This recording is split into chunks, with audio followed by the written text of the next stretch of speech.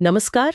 और आज की इस खास बातचीत में आप सबका स्वागत है। नमस्कार। हम आज एक ऐसे मुद्दे पर बात करने वाले हैं जो काफी सुर्खियों में रहा है, और वो है सोनम वांगचुक और लद्दाख में जो हाल में घटनाक्रम हुआ है। अक्टूबर 2025 की शुरुआत तक क्या स्थिति है, इस पर बात करेंगे। जी बिल्कुल, काफी कुछ हुआ है हाल फिलहाल में। हाँ, और हमने इस पूरे मामले को समझने के लिए कई सारे स्रोत देखे हैं, अलग अलग लेख, रिपोर्ट्स, अलग अलग नजरिए भी। हाँ। तो हमारी कोशिश ये है कि इस थोड़ी उलझी हुई सी जो तस्वीर है उसको थोड़ा साफ किया जाए। सही बात है। आखिर मांगें क्या थीं, सरकार ने क्या किया, और दोनों तरफ से क्या क्या दलीलें हैं। जी, समझना जरूरी है। तो चलिए इस पूरे मामले को जरा और करीब से समझते हैं। सबसे पहले तो शायद यही जानना जरूरी है कि ये सब शुरू कहाँ से हुआ।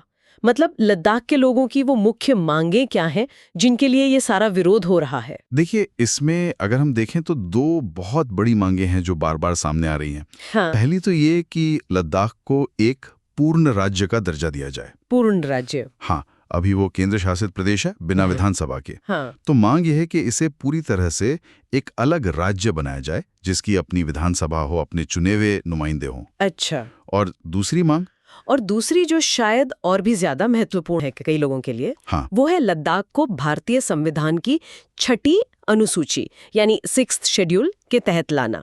छठी अनुसूची। हाँ, ये नाम काफी सुना है। ये क्या है असल में? जी, ये छठी अनुसूची खासतौर पर आदिवासी या कह सकते हैं जनजातीय बहुल इलाकों के लिए बनाई गई है। इसके तहत ना स्थानीय परिषदों को ज्यादा स्वायत्तता, ज्यादा अधिकार मिलते हैं। कैसे अधिकार? जैसे अपनी जमीन, जंगल, पानी जैसे जो स्थानीय संसाधन हैं, उनके प्रबंधन पर ज्यादा कंट्रोल मिलता है। फिर स्थानीय रिवाजों, अपनी संस्कृति की सुरक्षा के लिए वो खुद नियम बना सकते हैं। और छोटे मोटे जो स्थानीय शासन के मामले हैं, उन पर भी उनका अधिकार बढ़ जाता है। अच्छा, तो ये छठी अनुसूची वाली बात तो काफी अहम लगती है। इसका मतलब हुआ कि ये सिर्फ एक प्रशासनिक बदलाव नहीं है, बल्कि इससे स्थानीय लोगों को अपने इलाके के भविष्य पर, अपनी जमीन और खासकर अपनी अनोखी संस्कृति को बचाने के लिए ज्यादा ताकत मिलेगी। ये तो पहचान से जुड़ा हुआ मामला लगता है। बिल्कुल सही कहा आपने। ये सीधे सीधे लद्दाख की जो अपनी खास पहचान है, वहाँ का जो नाजुक पर्यावरण है, हम सब जानते हैं कि वो इकोलॉजिकली कितना सेंसिटिव एरिया है, और जो सीमित संसाधन हैं, उनको बचाने की चिंता से ही ये मांग जुड़ी है। और मांग ये है कि बाहर से जो भी विकास हो या निवेश आए, उसका असर स्थानीय ज़रूरतों और वहाँ की पारिस्थितिकी को ध्यान में रखकर हो। मतलब ऐसा ना हो कि ऊपर से कुछ थोप दिया जाए। ये एक तरह से अपनी सांस्कृतिक और भौगोलिक स्वायत्तता को बनाए रखने की कोशिश है। समझ गई। और इस पूरे आंदोलन में सोनम वांगचुक का नाम इतना ज्यादा क्यों जुड़ा है? उनका क्या रोल रहा है इसमें? हाँ, देखिए, सोनम वांगचुक का नाम इसलिए जुड़ा है क्योंकि वो इन मांगों को लेकर जो आंदोलन चल रहा है, उसके एक बहुत ही जाने माने और प्रभावशाली चेहरे बन गए हैं। हाँ, वो तो है। वो इसका नेतृत्व कर रहे हैं, कह सकते हैं।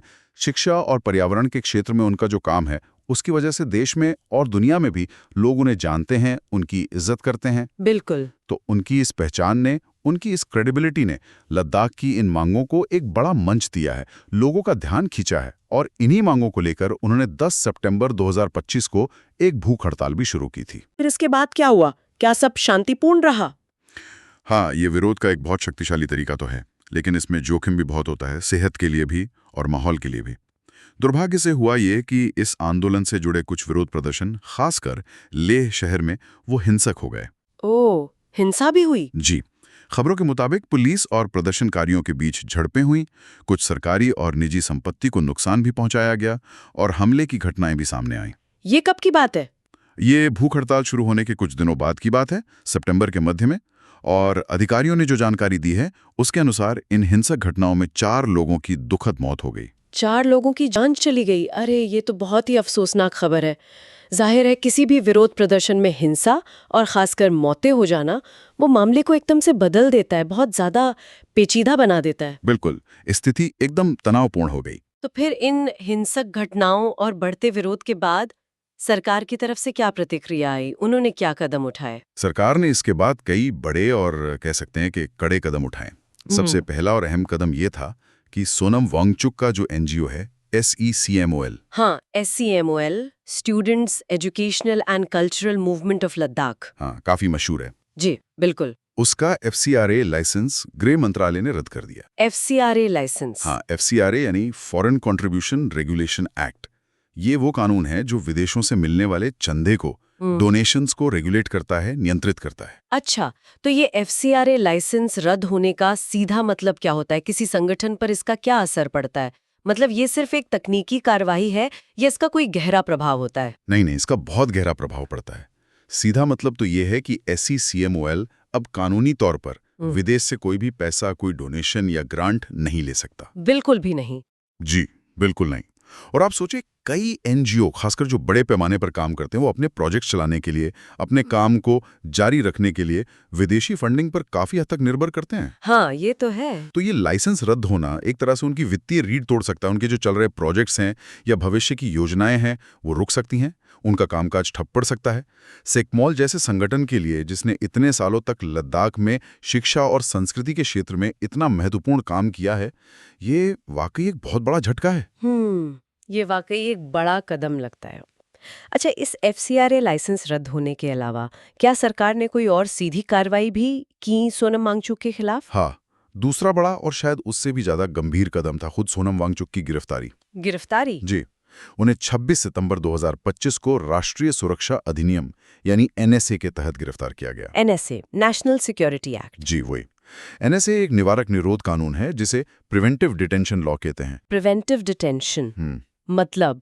इसका मतलब यह है कि सरकार किसी भी व्यक्ति को इसलिए हिरासत में ले सकती है क्योंकि उन्हें लगता है कि वो व्यक्ति भविष्य में राष्ट्रीय सुरक्षा या सार्वजनिक व्यवस्था यानी पब्लिक ऑर्डर के लिए खतरा बन सकता है, भले ही उस व्यक्ति ने उस वक्त तक कोई अपराध न किया हो। ये आशंका पर आधारित हिरासत होती है। ओ, तो बिना किसी अपराध के साबित हुए ही? जी, इसीलिए ये कानून हमेशा से थोड़ा विवादास्पद रहा है। फिलहाल जो खबरें हैं उनके अनुसार उन्हें जोधपुर सेंट्रल जेल में रखा गया है और वहां काफी कड़ी सुरक्षा व्यवस्था है। एनएसए के तहत गिरफ्तारी, ये तो बहुत ही गंभीर बात है। निवारक निरोध का इस्तेमाल। खैर, अब सवाल ये उठता है कि सरकार सोनम वांगचुक पर खास तौर पर क्या आरोप लगा रही है?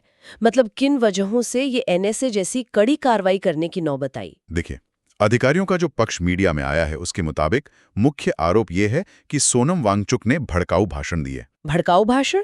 हाँ, उनका कहना है कि वांगचुक के बयानों और उनकी जो सार्वजनिक अपीलें थीं, उन्होंने लोगों को और प्रदर्शनकारियों को हिंसा के लिए उकसाया। और लेह में जो अशांति और हिंसा हुई, उसमें उनके भाषणों का सीधा हाथ था। तो मतलब उन पर सीधे सीधे हिंसा भड़काने का इल्जाम लगाया जा रहा है। ये तो बहुत संगीन आरोप है। जी, ये एक मुख्य आरोप है।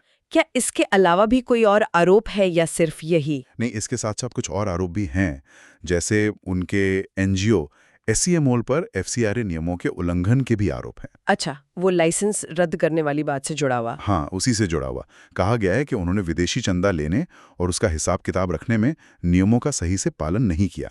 इसमें कई तरह की बातें हो सकती हैं, जैसे कि पैसा जिस काम के लिए मिला था उसकी जगह किसी और काम में इस्तेमाल किया गया हो, या फिर जो ज़रूरी फाइनेंशियल रिपोर्ट सरकार को देनी होती हैं वो समय पर या सही तरीके से जमा नहीं की गई।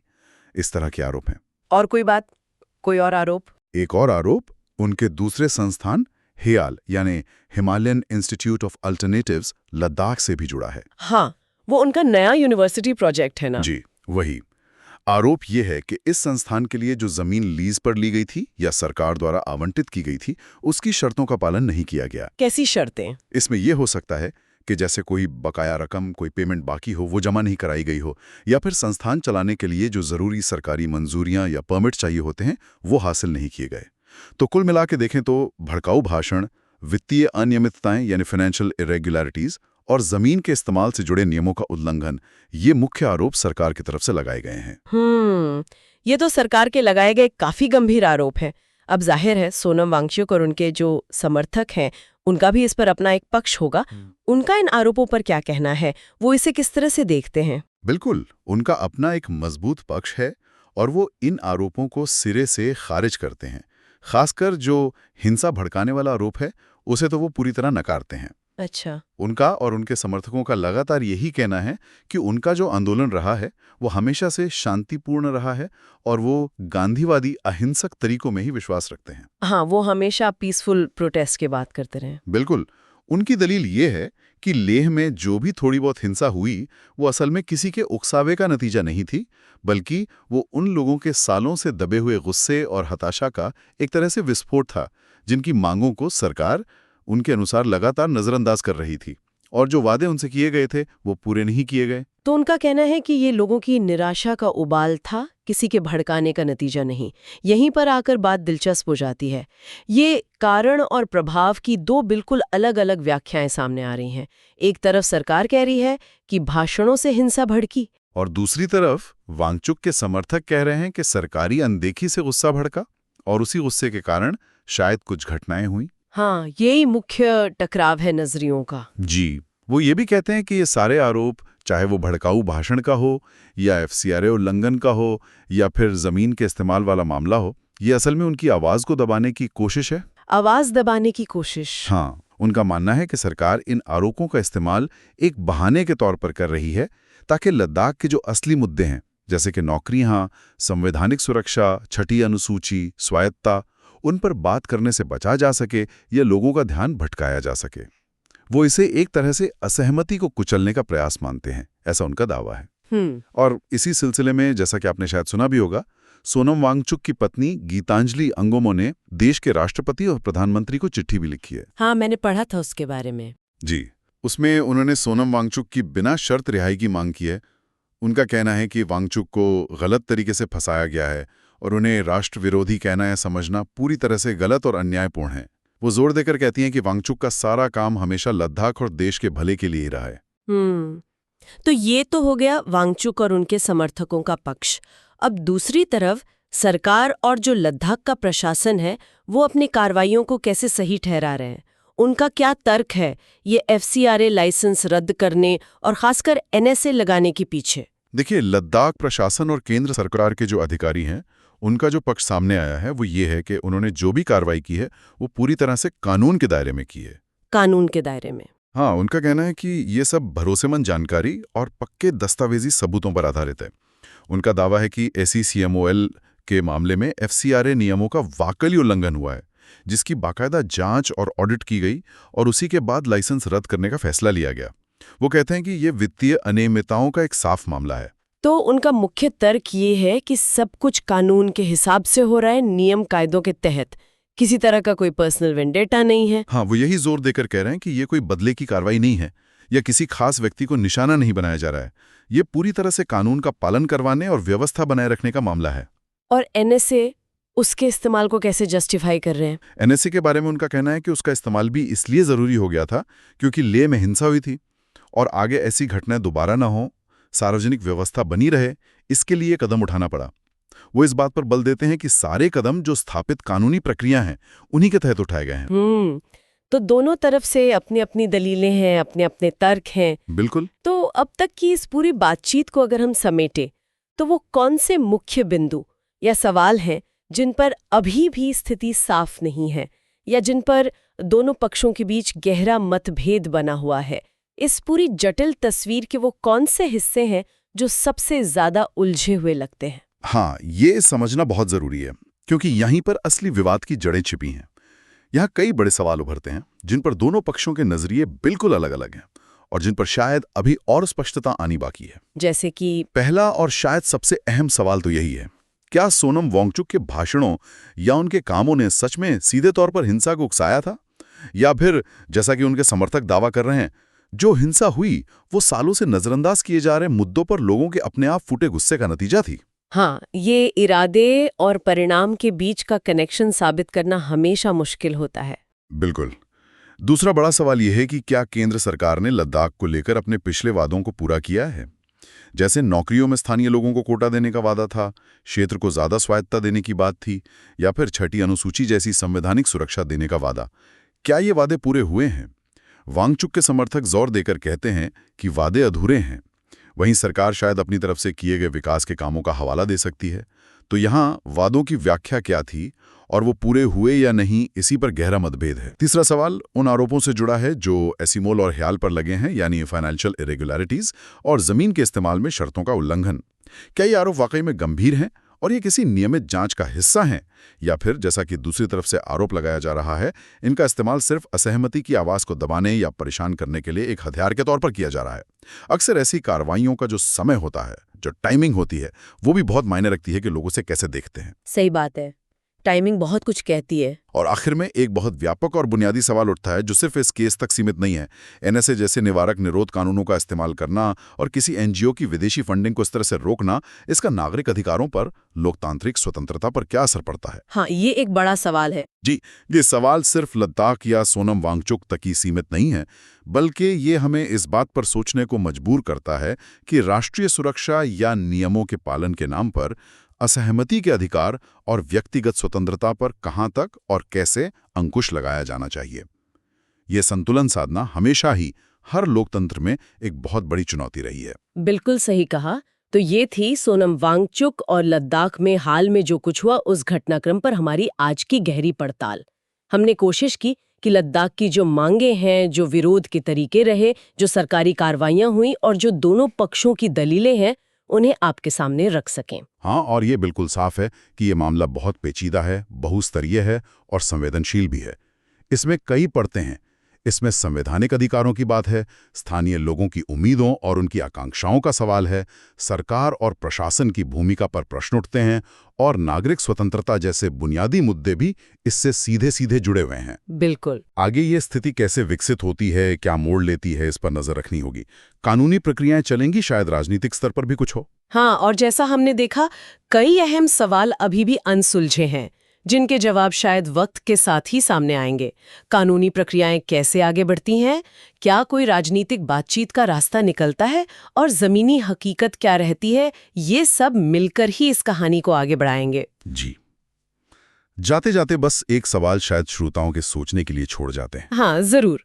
सवाल ये कि जब किसी इलाके के विकास और राष्ट्रीय सुरक्षा की जरूरतें वहां रहने वाले स्थानीय समुदायों की अपनी स्वायत्तता, अपनी सांस्कृतिक पहचान और अपने पर्यावरण को बचाने की मांगों से टकराती हैं, तो दोनों के बीच एक सही, एक न्यायसंगत और एक टिकाऊ संतुलन कैसे बनाया जा सकता है? ये तो बहुत बड़ा सवाल है। हाँ, और खासकर लद्दाख जैसे इलाके में जो न सिर्फ रणनीतिक रूप से बहुत अहम है हमारे देश के लिए, बल्कि पर्यावरण के लिहाज से भी बहुत नाजुक है।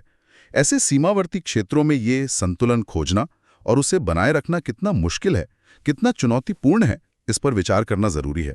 क्योंकि ये चुनौती सिर्फ लद्दाख की नहीं है, बल्कि दुनिया में ऐसे कई क्षेत्रों की है जो इसी तरह के सवालों से जूझ रहे हैं। वाकई सवाल है जिस पर हम सबको सोचने की जरूरत है। इस पूरी जानकारी भरे और अहम चर्चा के लिए आपका बहुत बहुत धन्यवाद। धन्यवाद।